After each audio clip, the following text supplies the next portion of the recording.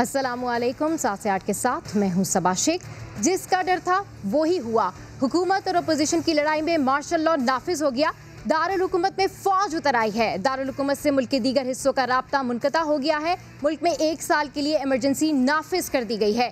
ज़राए बता रहे हैं कि हुकूमती सरबराह को भी फौज ने अपनी तहवील में ले लिया है। इंतहाई बावसूख ज़राए से खबर आ रही है हुकूमती चंद वज़रा भी फौज की हिरासत में है। कोई नहीं जानता उन्हें कहाँ मुंतकिल किया जा रहा है। फौज के तर्जुमान ने बयान जारी किया है कि तमाम तर कार्रवाई इंतखाबी धांधली की वजह से की गई है। तमाम अहम तरीन मुकामात पर फौजी दस्ते तैनात कर दिए गए हैं। सरकारी टीवी भी बंद करने की इतलात सामने आ रही हैं, जिस पर आलमी बरादरी भी हरकत में आ गई है। अमरीका ने भी सारे मामले पर तशवीश का इजहार किया है। अमरीकी तर्जुमान ने जमहूरी मामलात में मुदाखलत करने वालों को सख्त रद्द-ए-अमल देने का ऐलान किया है। ये वही हालात हैं जिनके बारे में चंद सालों पहले बात की जा रही थी, लेकिन ऐसा पहली बार नहीं हुआ है। मुसलमान दुश्मन समझे जाने वाले मुल्क म्यांमार में इससे पहले भी कई बार मार्शल लॉ लग चुका है। जी हाँ, म्यांमार जहां मुसलमानों का कत्लेआम फख्र समझा गया, जहां रोहिंग्या मुसलमानों की इज्जतें लूटने पर तरक्कियां मिली, जहां मुसलमानों को समंदर में फेंका गया, आज वहां फिर से मार्शल लॉ लगा दिया गया है। आंग सान सूची की हुकूमत ने तमाम तर जुल्म सिर्फ अपनी मकबूलियत में इजाफे के लिए किया और आज वो मकबूलियत और फायदा सब सलाखों के पीछे जा चुके हैं। 31 जनवरी 31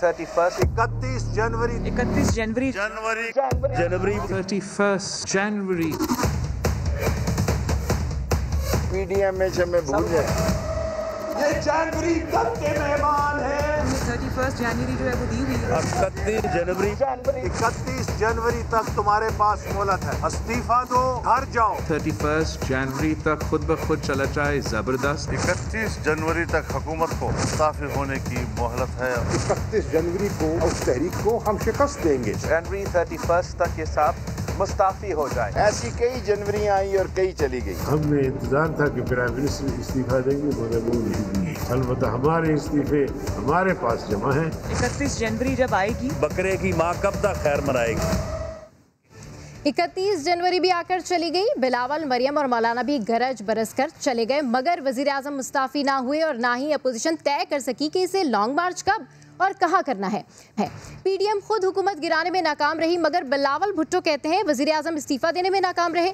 बिलावल की अजीब मंतक के बाद मरियम औरंगजेब साहिबा फरमा रही हैं कि इमरान खान को अब टीवी पर देखकर मालूम होगा कि उनकी हुकूमत जा चुकी है। क्या मरियम साहिबा को कहीं से इशारे मिल रहे हैं? इशारे तो हमें मौलाना के रवैये से भी मिल रहे हैं, जो कल तक इदारों के खिलाफ बोलने पर तमगा दिया करते थे। वो आज कह रहे हैं कि उनकी इदारों से कोई लड़ाई ही नहीं है, उनको सारा मसला सिलेक्टेड से है। यहाँ की एस्टेब्लिशमेंट ने पूरे निज़ाम को यरगमाल बनाया हुआ है। इमरान खान एक मोहरा है। हम आज वाज़ेह कर देना चाहते हैं कि हम एस्टेब्लिशमेंट और फौजी क़ियादत को इसका मुजरिम समझते हैं। हमारी तनकीद का रुख अब उनकी तरफ होगा, बरमला होगा। हमारी जंग हुकूमत के साथ, एस्टेब्लिशमेंट से हमारी जंग नहीं है। एस्टेब्लिशमेंट से हमारी जंग नहीं है। दिफा के पेशावराना जिम्मेदारियों से हटकर सियासत में मुदाखलत करते हैं, इंतखाबात अपने कंट्रोल में कराते हैं, धांधलियाँ कराते हैं। हमारा उनसे क्या जंग है जब ये तस्वुर ही नहीं है। यहाँ पर महाज जंग ही ये नहीं है। मुझे क्या पड़ी है कि मैं ये बात कहूँ कि मेरी जंग जो है आर्मी चीफ के साथ है। आपके खिलाफ कलमे हक बुलंद करना ये हमारा काम नहीं तो और किसका काम हो सकेगा। मुझे क्या पड़ी है कि मैं ये बात कहूँ कि मेरी जंग जो है आर्मी चीफ के साथ है। हमारी जंग हुकूमत के साथ, एस्टेब्लिशमेंट से हमारी जंग नहीं है। मैं अपनी फौजी क़ियादत को निहायत एहतराम के साथ मुखातब करूँ कि अगर आप इस नाजायज नाअहल हुकूमत के पुष्प पर है तो फिर अपनी पोजीशन वाज़ेह करें, ताकि हम अगर तहरीक चलाएं तो फिर आपकी तरफ उसका रुख होगा, क्योंकि आप इस जुर्म में शरीक हैं। एस्टेब्लिशमेंट से हमारी जंग नहीं है और हम नहीं लड़ रहे जब ये तस्वुर ही नहीं है। यहाँ मुझे क्या पड़ी है कि मैं ये बात कहूँ कि मेरी जंग जो है आर्मी चीफ के साथ है। हैरान कुन बात यह है कि बदले बदले से सिर्फ मौलाना ही नहीं है, कायदे जमहूरियत हज़रत नवाज शरीफ साहब की खामोशी भी सवालिया निशान है। इस पर भी बात करूंगी, मगर एक और अहम मामला है। Senate election show off hand से कराने के लिए हुकूमत ने कानूनी तरमीम लाने की तैयारी शुरू कर दी है और साथ ही दोहरी शहरियत वालों को भी इलेक्शन लड़ने की इजाज़त दिलवाई जाएगी। अपोजिशन ने शो ऑफ हैंड की मुखालफत तो कर दी, मगर दोहरी शहरियत वाले मामले पर खामोशी है। इसी पर बात करने के लिए मेरे साथ इस वक्त मौजूद हैं सूबाई वज़ीर पंजाब फयाज़ुल हसन चौहान। बहुत शुक्रिया सर, आपने हमारे प्रोग्राम के लिए वक्त निकाला। सर, वजीर आजम तो ना गए, मगर पीपल्स पार्टी का दावा है कि तहरीक इंसाफ के 25 MNAs हैं, ऐसे हैं जिनसे वो राब्ते में हैं, और मरियम औरंगजेब भी कह रही हैं कि अब खान साहब को टीवी पर मालूम होगा कि उनकी हुकूमत जा चुकी है। जी फैयाज साहब। बिस्मिल्लाहिर्रहमानिर्रहीम। देखिए, बात यह है कि शर्म की और शर्मिंदगी की भी कोई हद होती है, कोई लिमिट होती है, लेकिन PDM की क़यादत, नून लीग की क़यादत, पीपल्स पार्टी की क़यादत इन सारी चीज़ों से फारिग है। पहले ये फ़िरौनियत के साथ, नमरूदियत के साथ, तकब्बुर और गुरूर के साथ 31 दिसंबर की डेट देते हैं, फिर ये 31 जनवरी की डेट देते हैं। पहले ये कहते हैं कि हमारा किसी इस सिलेक्टेड हुक्मरानों से नहीं, हमारा तो इस्टेब्लिशमेंट से और फ़लाँ से हमारा झगड़ा है। अब ये सारे के सारे ताबेदार होकर खुशो खुजू के साथ कहते हैं हमारा किसी इस्टेब्लिशमेंट के साथ, किसी फ़ौज के साथ, किसी दूसरे तीसरे इदारे के साथ झगड़ा नहीं, हमारा तो जरा हुकूमत के साथ झगड़ा है। वो एक मुहावरा था, ऊँट रे ऊँट तेरी कौन सी कल सीधी। तो जनाब मौलवी फजल रहमान साहब से मैं पूछूंगा आज 1 फरवरी को कि ऊँट रे ऊँट तेरी कौन सी कल सीधी, तेरी कौन सी ज़ुबान सीधी। बेगम सफदर अवान से पूछूंगा, बिलावल जरदारी से पूछूंगा और इस मौलवी फजल रहमान साहब से पूछूंगा, जनाबे वाला आपकी कौन सी बड़क सीधी, आपकी कौन सी कड़क सीधी, आपका कौन सा नारा सीधा, आपकी कौन सी धमकी सीधी। कोई चीज़ भी जो है वो क्लियर नहीं है। पहले कुछ कहते हैं, अब कुछ कहते हैं। ठीक है जी, पहले कहते थे कि हम जीने नहीं देंगे, हम थुने सेक देंगे, हम खिड़की तोड़ प्रोग्राम लेकर आएंगे, हम जना फलां कर देंगे, कड़ाके निकाल देंगे। अब कहते हैं जो गुजर रही है गुजार दो, ना बुरा कहो ना गिला करो, जो तुम्हारा हाल है दोस्तों वही सारे शहर का हाल है। तो जनाबे वाला रुसवाई और जग हसाई इनकी किस्मत में लिखी हुई है, क्योंकि एक लेजिटिमेट और एक लीगल हुकूमत के खिलाफ जब आप अपनी करप्शन और बदयांती और टकेमारी और मनी लॉन्ड्रिंग और उनके केसेस को बचाने के लिए बाहर निकलेंगे और आवाम को बेवकूफ़ बनाएंगे, तो इसी तरह रुसवा होंगे जिस तरह अब आप रुसवा हो रहे हैं। अच्छा सर, जिस तरीके से अब आप कह रहे हैं कि जो PDM है उसका बयानिया बिल्कुल फेल हो गया है, वहीं पर पीपल्स पार्टी ने ये दावा भी किया कि 25 MNAs आपके ऐसे हैं जो राब्ते में, तो आपके इल्म में ऐसी कोई बात है क्या, वाकई ऐसा है? ये बड़के जब चेयरमैन सेनेट के खिलाफ इन्होंने तहरीक-ए-एतमाद लाई थी ना, तो यही बड़के थी जो उछल उछल के और फेफड़े फाड़ फाड़ के जाओ बिलावल जरदारी साहब और जनाब शहबाज शरीफ साहब और मौलवी फजल रहमान साहब किया करते थे। और जिस दिन नाकाम हुई थी ना, उस दिन लाइन में खड़े थे जनाब मीडिया के सामने मौलाना फजल रहमान, शहबाज शरीफ, शीरी रहमान, बिलावल जरदारी, मुंह बिल्कुल वैसे बने हुए थे। वो शाकर शुजाबादी का जो है ना वो कौल है ना कि तू शाकर आप सियाणा है, साड़ी बूथियां वेख हालात ना पूछ, साड़ी शक्ला वेख हालात ना पूछ। तो उस वक्त भी इनकी यही बड़के थी, लेकिन हासिल वसूल क्या हुआ, खोदा पहाड़ निकला चूहा, वो भी मरा हुआ और प्लास्टिक का, और चेयरमैन सेनेट का के खिलाफ तहरीक-ए-एतमाद बुरे तरीके से नाकाम हुए थे। अब यही बड़के मार रहे हैं सिर्फ अपने वोटर्स को, अपने सपोर्टर्स को, और अपने जनाब जो आपके थोड़े से ओहदेदार रह गए पंजाब के अंदर पीपल्स पार्टी के और नून लीग के, जो ओवरऑल थोड़े से जो कोई वोटर सपोर्टर रह गए हैं, ये उनको अपने आप से इंटैक्ट रखने के लिए ये ड्रामेबाजियां करते हैं। हर 20 दिन बाद, 1 महीने बाद नई दुर्फितनी छोड़ते हैं, लेकिन उस पर ज़लील और रुसवा भी होते हैं, फिर भी इनको शर्म नहीं आती, फिर कोई नई बात लेकर आएंगे। तो जनाब जो इन्होंने बिल्कुल नई बात तो वो लेकर आए जॉन साहब। मौलाना फजल रहमान कहते हैं कि उनकी लड़ाई तो हुकूमत से, एस्टेब्लिशमेंट से तो कोई मामला ही नहीं है। मौलाना ने कैसे यूटर्न लिया, और नवाज शरीफ साहब भी खामोश हैं, क्या वजह है, कोई बातचीत चल रही है क्या सर? सर, मौलाना फजल रहमान साहब से पूछे कि जब परवेज मुशर्रफ के कदमों पे बैठ के, उसके बूटों पे बैठ के, उसकी सियासी झोली पे बैठ के, जब तुमने KPK का इक़्तिदार लिया था, जब तुमने बलोचिस्तान की हुकूमत का इक़्तिदार लिया था, जब तुमने फ्रेंडली अपोजिशन का इक़्तिदार लिया था 2002 से 2007 तक, वो क्या चीज़ थी जो तुम तकरीरें करते थे? और अब जो पिछले 4 महीने से तुम बड़के मार रहे थे वो कुछ और है, और पिछले 2 दिन से जो तुम, क्यों? वजह उसकी सिंपल ये है, वो कहते हैं ना पहले जहां फिर जाने जहां फिर जाने जाना हो गए। जनाब पहले इनके फ्रंटमैन, फिर इनके भाई पकड़े गए, अब इन्होंने पकड़े जाना था नैब में, तो जनाब बिल्कुल सॉफ्टवेयर इनका सीधा हो गया, बिल्कुल इनकी जनाब। सर, जिस तरीके से आप कह रहे हैं कि सॉफ्टवेयर सीधा हो गया, तो आपके इल्म में है कोई सियासी बातचीत चल रही है, एकदम से यू टर्न? सर, कोई सियासी बातचीत नहीं, इनको इनकी औकात याद आ गई। देखें, आसिफ जरदारी साहब का एक बड़े लीडिंग TV चैनल में एक इंटरव्यू था आज से 4 साल पहले।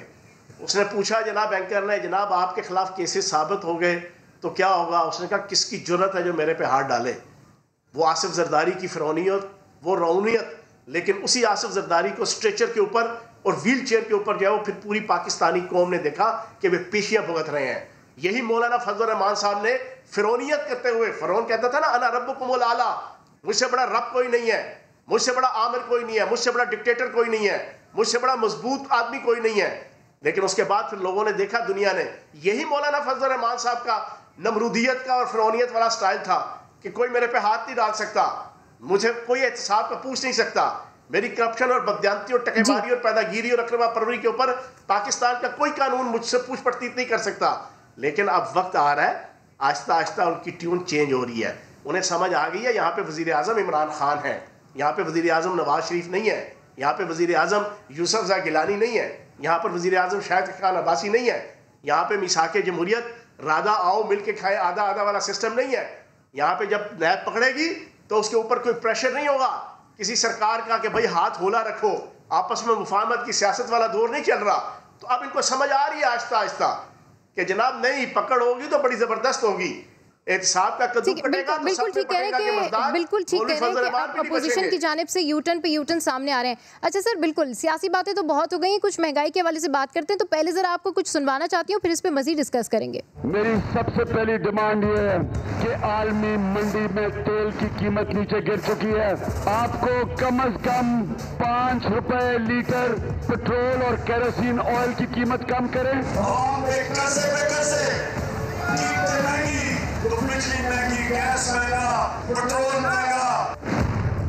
मैं तो खुश हूँ, ये धरने वाले लोगों को सबको मुबारक देनी चाहिए कि शुक्र है कि इनकी वजह से आज अवाम की फिक्र आई है और ये कीमतें नीचे की है। जिस मुल्क में इंसाफ नहीं है ना, उस मुल्क में जमहूरियत नहीं है। कर्जे लेने पड़ते हैं IMF से, टैक्स लगाने पड़ते हैं अपने लोगों को, गरीब गुर्बत पैदा करते हैं। डीजल के ऊपर 80% टैक्स लगा दिया, 80% टैक्स है डीजल के ऊपर। दुनिया में तेल की कीमत नीचे आ रही है, यहाँ वो लोगों के ऊपर बोझ डाल के पैसा इकट्ठा कर रहे हैं। कभी पाकिस्तान इतना मकरूज नहीं था जितना आज है। ऊपर से लोगों के ऊपर सारा बोझ डाल रहे हैं। पेट्रोल और डीजल की कीमतें बढ़ा दी हैं फिर से। पेट्रोल के ऊपर 20% टैक्स देते हैं आप। ये टैक्स अवाम के ऊपर, आम लोगों के ऊपर पड़ता है, ये गुर्बत कॉज करती है। जब एक क्रिमिनल सिंडिकेट ऊपर बैठा हुआ है तो मुल्क का यही हाल होना था, नई गवर्नमेंट आए ताकि ये मुल्क के हालात ठीक करे।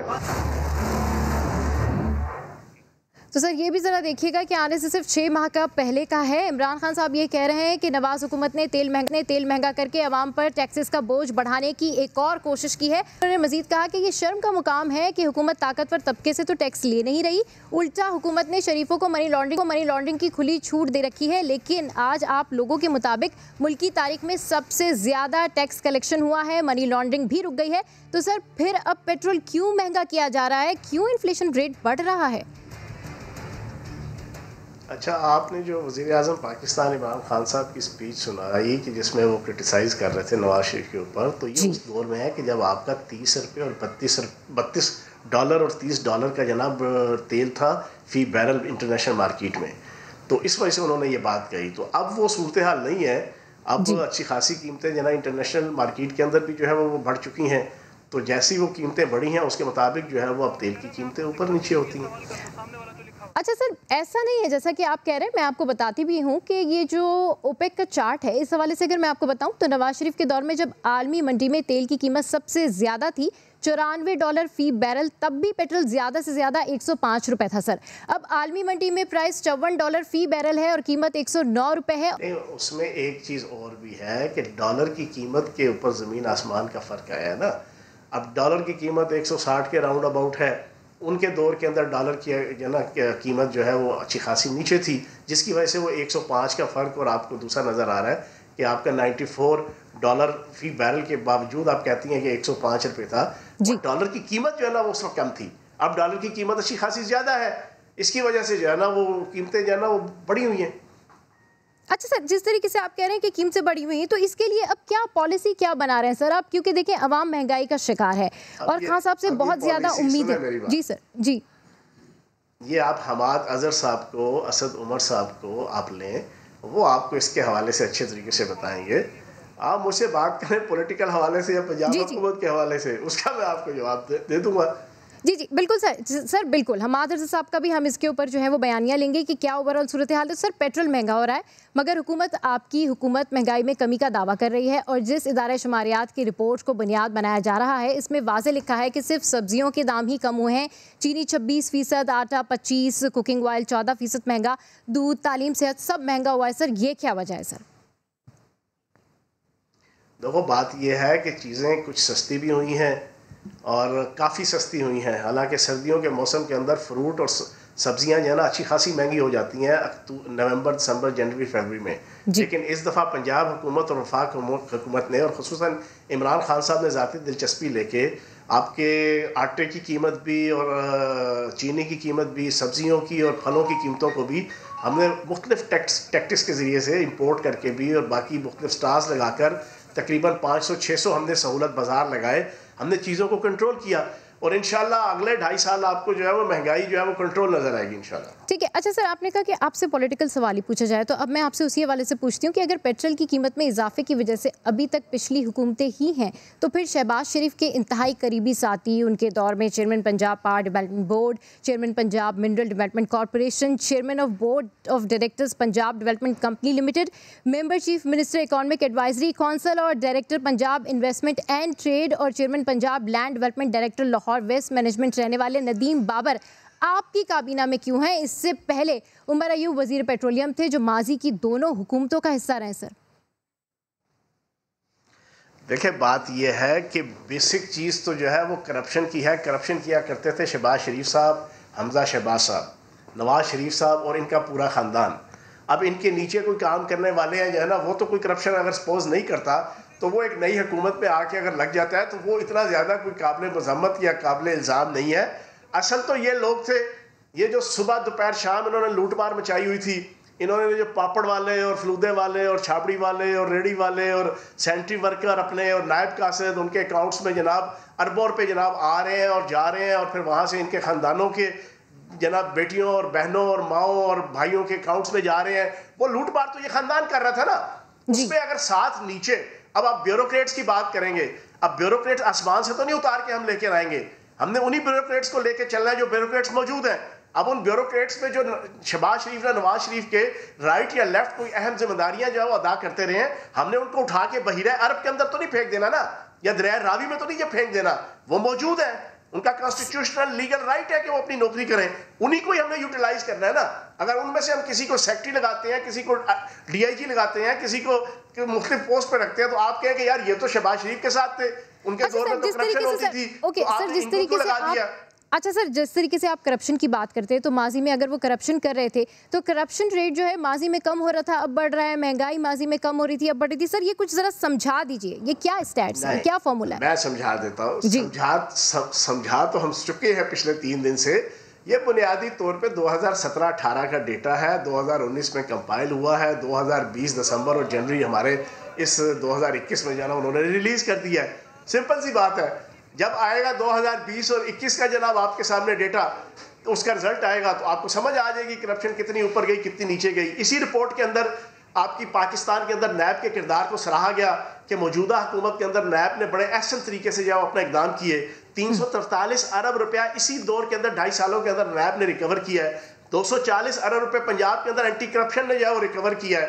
210 से 15 अरब रुपया पंजाब हुकूमत ने इन नून लीग के 36 रहनुमाओं से हमने जनाब सरकारी जमीनें और सरकारी अमलाक जो रिकवर करवाई हैं। सर जिस तरीके से आप कह रहे हैं, सर ठीक है आपने रिकवरी की बात की, लेकिन अगर हम ट्रांसपेरेंसी इंटरनेशनल की रिपोर्ट के हवाले से बात करें सर तो उनके अपने ऑफिशियल्स ने खुद इस बात की तरदीद की है कि एक ही रिपोर्ट 2018 की है, बाकी जो कंपोनेंट्स हैं वो 19-20 के हैं सर, 2019-20 के। तो इस पे आप क्या कहेंगे सर? नहीं ऐसी बात नहीं है। 2017-2018 की रिपोर्ट है सर, उनके ऑफिशियल्स ने खुद तरदीद की है सर इस हवाले से।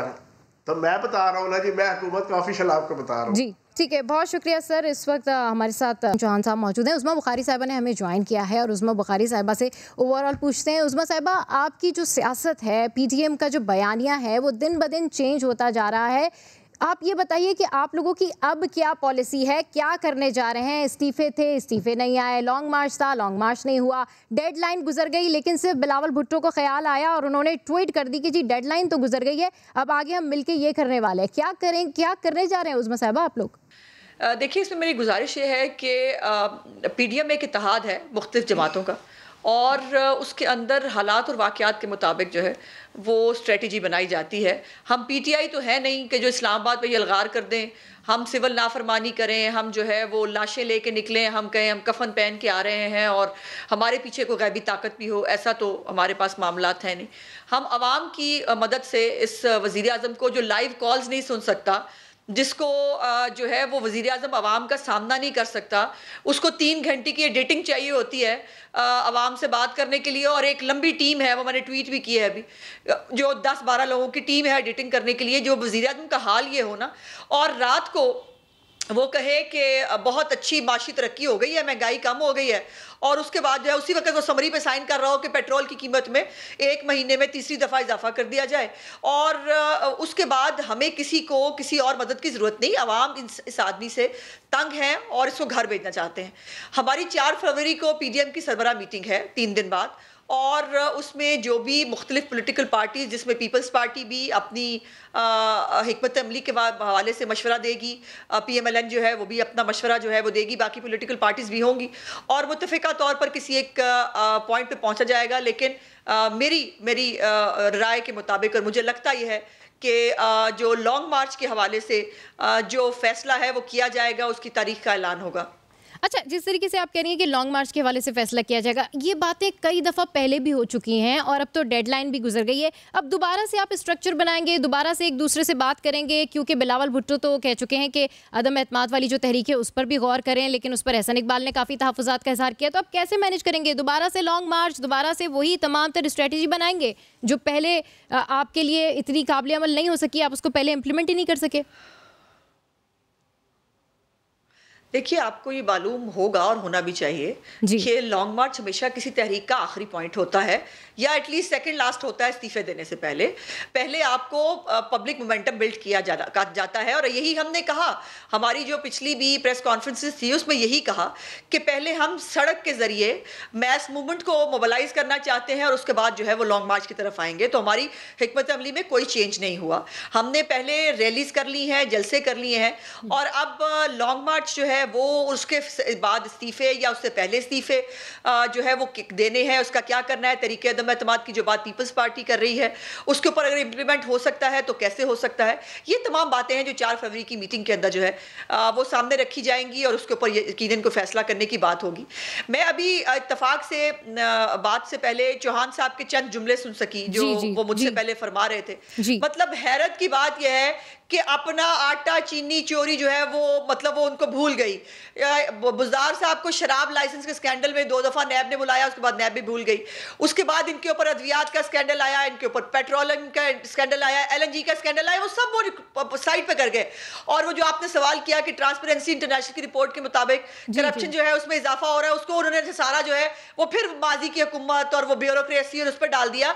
इनसे पूछिए कि ये अगली दफ़ा अगर आपके सामने आए तो इनसे पूछिएगा मेजर ताहिर सादक कौन सी पार्टी का MNA है जो कह रहा है करप्शन का रेट बढ़ गया है। इन्हें पूछे कि आपके हाउस के अंदर नेशनल असेंबली में आपके MNAs कह रहे हैं नौकरियों के रेट लग रहे हैं, आपके MNAs कह रहे हैं कि हर चीज़ का जो रेट है करप्शन का उसमें इजाफा हो गया। और ये जो बड़े बड़े स्कैंडल हैं जो ना नैब को नजर आते हैं ना वज़ीर आज़म जो है वो उसके ऊपर एक्शन लेने को तैयार है, ठीक है, जो आपके बिल्कुल ठीक है, आपके जो तहफ़्फ़ुज़ात हैं वो अपनी जगह, लेकिन अगर हम PDM के हवाले से बात करें, जिसके हवाले से आप लोग अभी तक ये दावा कर रहे हैं कि PDM जब आगे बढ़ेगी तो डेफिनेटली हुकूमत के लिए मुश्किलात होंगी, कैसे मुश्किलात होंगी? इस्तीफे नहीं आ रहे, प्लानिंग आगे नहीं बढ़ रही, और अगर प्लानिंग बन जाती है तो फिर वो डिले हो जाती है। मरियम औरंगज़ेब साहिबा कह रही हैं कि इमरान खान को अब TV से मालूम होगा कि वो घर जा चुके हैं, तो कौन यकीन दिला रहा है? कोई इशारे मिल रहे हैं क्या आप? देखिए, ये मरियम औरंगज़ेब साहिबा ने उन्होंने वही कहा जो इमरान खान साहब कहते हैं। वो बताते हैं कि बेगम साहिबा बताती हैं उनको कि मसला हो रहा है, मुल्क में ये मसला हो रहा है, उनको याद दिलाना पड़ता है, वो वज़ीर आज़म है, उनको डॉलर की कीमत का, उनको पेट्रोलियम की प्राइसेस का उनको जो है वो TV के जरिए पता चलता है। तो जब इमरान खान साहब अगर उनको टाइम दिया था 31 जनवरी तक कि वो इस्तीफा दे दें, उन्होंने नहीं दिया, तो अब उसके बाद जाहिर है जब उनको जाने का भी TV के जरिए पता चलेगा, क्योंकि खुद तो वो इस्तीफा देके जाना नहीं चाहते। अच्छा, सेनेट इंतखाबात शो ऑफ हैंड्स से कराने में क्या मसला है? अच्छा है हॉर्स ट्रेडिंग खत्म होगी, क्यों मुखालफत कर रहे हैं आप लोग? मुहिम शफाफ इंतखाबात बनाने के लिए ही चलाई जा रही है। देखिए, आप सेनेट के इंतखाबात के हवाले से मतलब अजीब बात है कि मुनाफिकत जो है वो ख़त्म है इस हुकूमत पे। एक तरफ आम आदमी को रिलीफ देने के लिए इनके पास पैसे नहीं हैं, दूसरी तरफ 50-50 करोड़ रुपए की मंडी लगा दी है इमरान खान साहब ने, और वो हमारे MPs जो है वो लोटे 4-5 वो लिए फिर रहे हैं। उसके बाद मेरी इतलात के मुताबिक बाकी लोगों को भी, हमारे MPs को जो है वो उनसे बात करने की कोशिश की जा रही है, कईयों को जो है फ़ोन्स किए जा रहे हैं। तो जब ये हालत हो और ख़ुद मौसूफ जो है वो गवर्नर सरवर जब इलेक्शन लड़े थे पिछले सेनेट के इलेक्शन के अंदर, उसके ऊपर मैंने तो बारहा कहा है कि पहले आकर माफ़ी मांगे और बताएं कि चेयरमैन सेनेट के इलेक्शन में आपने जो ये गंदा और घिनौना खेल खेला था उस पर माफ़ी मांगे कौम के साथ। गवर्नर सरवर ने 35 वोटों की बजाय 44 वोट्स पंजाब असेंबली से कैसे लिए थे, उसका आके इतराफ़ जुर्म करें। और फिर ये है कि अच्छा, उज़्मा साहिबा पीपल्स पार्टी ने माफ़ी मांग ली आप लोगों से? जो ये उज़्मा साहिबा पीपल्स पार्टी ने माफ़ी मांग ली आप लोगों से? देखिए इस वक्त तो हम इलेक्शन की बात कर रहे हैं, सेनेट इलेक्शन की जो अब होने जा रहा है, बिल्कुल जिसके अंदर हुकूमत ये प्रिज्यूम कर रही है और वो ये प्रिटेंड कर रही है कि वो शफाफ इलेक्शन चाहते हैं और उस शफाफ इलेक्शन के अंदर वो तरमीम लाना चाहते हैं। पीपल्स पार्टी ये तरमीम लेके आती तो यकीनन उनसे भी बात की जाती, और इसलिए हमने ट्रुथ कमीशन की बात की थी अपने एलामिये के अंदर APC की, कि सबको जो है वो आकर अपने अपने गुनाहों की, हमने भी गुनाह किए होंगे, हम भी आकर उसका जवाब देंगे। लेकिन बात इस वक्त पास्ट की नहीं, हाल की हो रही है। इमरान खान साहब जो कह रहे हैं वो करना नहीं चाहते, और जो वो कर रहे हैं वो बता नहीं रहे। और ये 50 करोड़ रुपया मैं पूछना चाहती हूँ, क्या ये सियासी रिश्वत नहीं थी इमरान खान के बकौल? वो नहीं कहा करते थे कि MPs MNAs को सियासी रिश्वत हो, ये सारे तरक्याती फंड जो ये खा लिए जाते हैं? अब 50 करोड़ रुपया, मुझे तो समझ नहीं आ रहा है, इतना शायद पाकिस्तान का तरक्याती फंड ही नहीं होगा जितना फंड देने की ये बात कर रहे हैं। लोगों की तनख्वाहें देने के बाद इनके पास पैसे नहीं है। ये 50-50 करोड़ रुपए में MNA MPA खरीदना चाहते हैं। इनके खुद के अंदर भाई फॉरवर्ड ब्लॉक बन रहे हैं। तो दोहरी शरीयत वाले इलेक्शन लड़ सकेंगे अगर तरमीम आती है तो हुकूमत की हिमायत करेंगे आप लोग? नहीं समझती हुकूमत से किसी भी तरह का ताउन हो सकता है, बिकॉज हम कोई भी अहम इशू पे बात करने बैठे वो ये NRO बन जाता है, तो हमने तो इनको NRO लेना है, इनसे ना देना है, ये तो हमने तय कर लिया। उज़्मा साहिबा जो दोहरी शरीयत वाला मामला है, जी जी, इमरान खान के चहेते दोस्तों के लिए क्यों आइन में तरमीम की जाए? हमारे MNAs को एग्जैक्टली चेयरमैन सेनेट के इलेक्शन से पहले डी-सीट कर दिया गया था सुप्रीम कोर्ट ने, सिर्फ इसलिए कि जब उन्होंने नॉमिनेशन पेपर भरे तब तक उनको सर्टिफिकेट नहीं आया था जोरी शरीयत छोड़ने का, तो उनको डी-सीट कर दिया गया था। अब जुल्फी बुखारी और हफीज शेख और ये शहजाद अकबर, शहबाज गिल, इन सब जो है वो दोस्तों को, चमचों कच्छों को अकोमोडेट करने के लिए आईने पाकिस्तान में तब्दीली की जाए। I am sorry, Imran Khan साहब की स्टेटमेंट फिर कोट करती हूँ, उज़्मा बुखारी साहब कहते थे कि जिसने बरतानिया की जो मलका है उससे वफादारी का ओथ लिया हुआ हो, वो हमारे मुल्क का वफादार कैसे हो सकता है? तो अब ये सवाल दोबारा है कि अब आपके दोस्तों को अकोमोडेट करने के लिए हम आईने पाकिस्तान में, चलिए ठीक है उज़्मा बुखारी साहब, बिल्कुल दोस्तों को पैटर्नाइज करने के लिए तरमीम नहीं की जा सकती। ठीक है, ये बताइएगा कि सोशल मीडिया पर एक सवाल बहुत ज्यादा गर्दिश कर रहा है। बिलावल ने सारे पार्लियामेंटेरियंस को बुला लिया है, यहाँ तक कि बैरून मुल्क से मेहमान तशरीफ ले आए हैं, मगर बहन मरियम और कायद फजल रहमान को उन्होंने शादी में नहीं बुलाया। क्या वजह है, आप क्या समझती हैं, क्यों नहीं बुलाया? देखिए, अब ये शादी पे बुलाना किसी का ज़ाती इख्तियार होता है, जो हम उनकी नई ख्वाहिशात हमारी उनके साथ शामिल थी, लेकिन आप किसी के घर ताज़ियत के लिए तो खुद ब खुद जा सकते हैं, ज़ाहिर है, लेकिन यह है कि बेहतर समझा होगा कि उन्होंने इनवाइट किया नहीं किया, मुझे नहीं मालूम। बहुत शुक्रिया। उज़्मा बुखारी साथ से 8 में गुफ्तगू करें थी, मज़ीद चीज़ें भी डिस्कस करेंगे, लेकिन यहाँ वक्त एक ब्रेक का। Stay with us.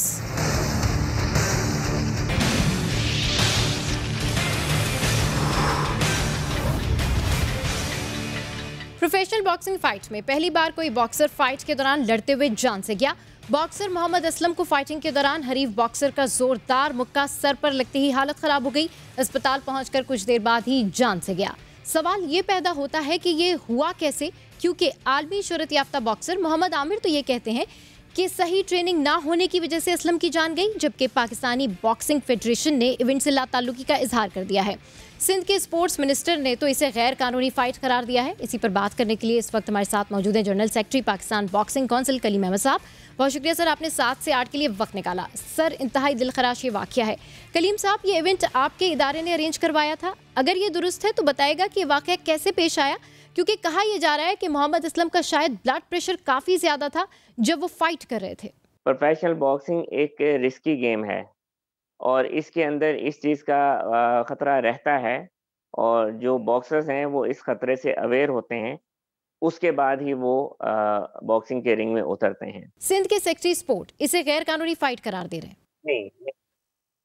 नहीं, नहीं, मैं आपको अच्छा इस क्वेश्चन का जवाब मैं दूँगा, मैं आपका 1 मिनट लूँगा और मैं आपको डिटेल में बताता हूँ, ठीक है?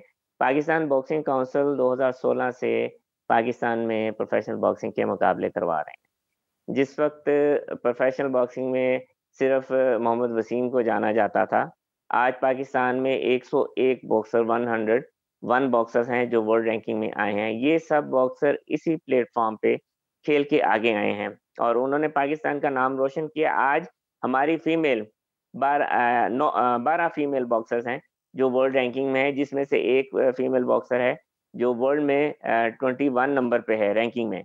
तो इल्लीगल फाइट बिल्कुल नहीं थी। हमारी ऑर्गेनाइजेशन, हमारी documentation, each and everything, boxers के मेडिकल, उनके consent, everything up to mark है। तभी जाके 31st इवेंट हम पाकिस्तान में करवा चुके हैं जो इस वक्त वर्ल्ड रैंकिंग पे है।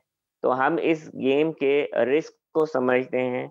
हम इस गेम के ईच एंड एवरीथिंग जो रूल्स रेगुलेशंस हैं, सर्टिफाइड हैं, क्वालिफाइड हैं, उसके बाद ये होते हैं। तो डेफिनेटली उनकी इंफॉर्मेशन ठीक नहीं है। इल्लीगल बॉक्सिंग नहीं होती पाकिस्तान में और वर्ल्ड में। इस वक्त ये प्रोफेशनल बॉक्सिंग सबसे ज़्यादा खेले जाने वाला खेल है, सबसे ज़्यादा खेले जाने वाला कॉम्बैट स्पोर्ट्स है और सबसे पुरानी कॉम्बैट स्पोर्ट्स है। मोहम्मद आमिर कहते हैं कि तरबियत की कमी की वजह से हादसा पेश आया। प्रोफेशनल फाइट में भी अगर तरबियत सही नहीं होगी तो क्या होगा? आप बजा कह रहे हैं कि अगर तरबियत नहीं होगी तो उसकी वजह से हादसात हो सकते हैं, लेकिन मैं एक छोटी सी आपको गुजारिश करूंगा। मोहम्मद असलम बहुत एक्सपीरियंस बॉक्सर थे और 2016 में जो पहला इवेंट हुआ था पीबीसी का, वो उसमें खेले थे, उन्होंने विन किया था। तो मेरे ख्याल में ऐसी कोई बात नहीं है कि उनका कोई ऐसा था। बहुत मंजे हुए फाइटर थे, काफ़ी फाइट्स वो एमेचर भी खेल चुके हैं। किक बॉक्सिंग पे उन्होंने पाकिस्तान को इंटरनेशनली रिप्रेजेंट किया है। तो उनका जो है अच्छा, उसमें ऐसा कुछ नहीं है मेरे जहाँ तक मेरा इल्म है, और बहुत प्रोफेशनल, वो बहुत अच्छा खेलने वाले थे। जनवरी में उन्होंने फाइट की, उन्होंने पाकिस्तान का क्रूजर वेट टाइटल अपने नाम किया। उसके अलावा अक्टूबर में उन्होंने कराची में फाइट की, वो उन्होंने पहले राउंड में नॉकआउट किया। ये दोनों फाइटें उनकी नॉकआउट पे उन्होंने विन की। बहुत शुक्रिया। कलीम अहमद साहब 7 से 8 में गुफ्तगू कर रहे थे। आज के अहम मौज़ूआत के हवाले से अपना फीडबैक जरूर दीजिएगा। कल फिर आएंगे अहम मौज़ूआत के साथ। देखते रहिए 7 से 8।